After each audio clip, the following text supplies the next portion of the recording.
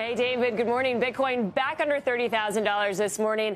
And investor sentiment is still pretty sour right now. There could be a silver lining, though, for the Bitcoin bulls. What Fundstrat calls market tourists are selling out right now. That might be the shakeout that crypto needs to find a bottom. Fundstrat looks at some of the behavior of longer-term holders. That group is usually the least likely to sell in a downturn. The selling does appear to be from top buyers in that group, and that is removing what they call considerable potential selling pressure from crypto markets. There was the unraveling of a major stablecoin last week that really shook investors. Reminder, those are supposed to be trading at $1, but a big one lost its peg. And if you strip out the coin we're talking about, UST, there has still been about $8 billion in redemptions of those stablecoins. Analysts are pointing to that and those redemptions showing traders really cashing out of the crypto ecosystem altogether. The bulls really hoping for what they call seller exhaustion, and investor sentiment, they're hoping, has hit a bottom. And one sign of that, Grayscale's Bitcoin Trust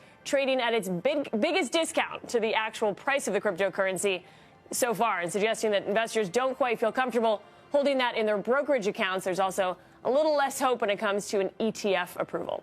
Analysts are now watching a key bear market support level called the realized price. That's meant to reflect Bitcoin's overall cost basis, and according to Glassnode, that is around $24,000.